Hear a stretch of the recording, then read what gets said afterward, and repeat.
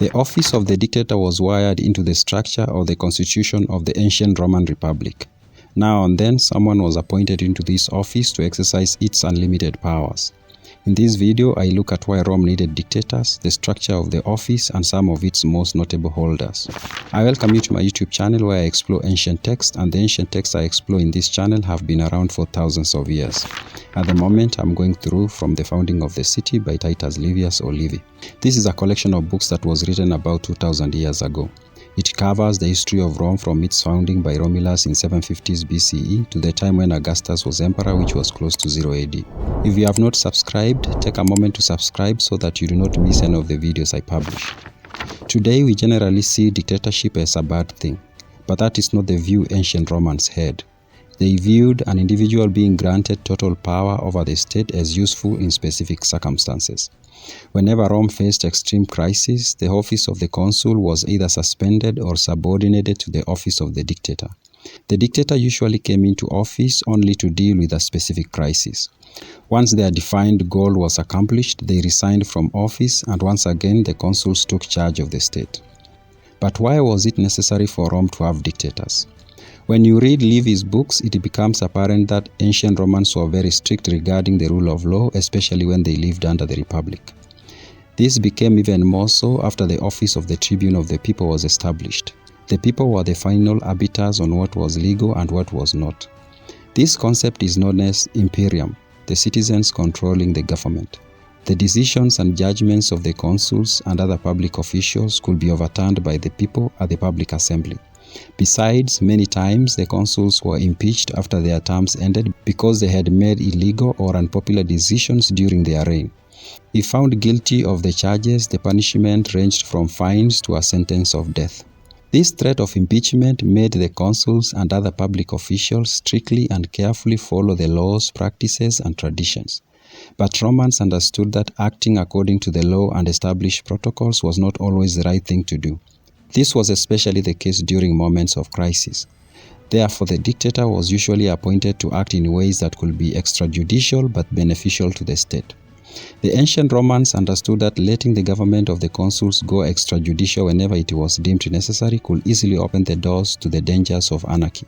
Livy quotes Marcus Aemilius, who was a dictator 3 times between 437 BCE and 426 BCE, stating the following regarding this arrangement.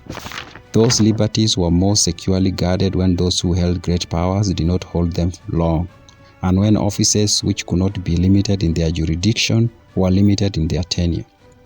The appointment of a dictator could be thought of as having the same functions as a declaration of the state of emergency in a modern state where some rights and constitutional and legal protocols are suspended because of an ongoing crisis. The dictator was usually nominated by the consul, and then the Senate approved the appointment. What powers would a dictator wield that a consul could not?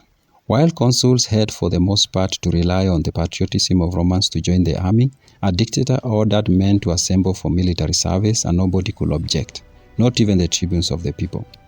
The dictator had a free hand when it came to the punishment he could issue. Moreover, the dictator was never concerned about being impeached. The dictator could take other extraordinary steps such as ordering the closure of both public and private business enterprises. This is something a consul could not do and not risk being impeached.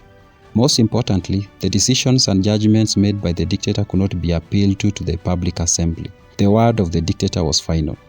When Spurius Maelius, a wealthy corn merchant, threatened the republic in 439 BCE by using food he had acquired to bribe the citizens to make him a monarch, the Senate appointed Cincinnatus, who had him killed.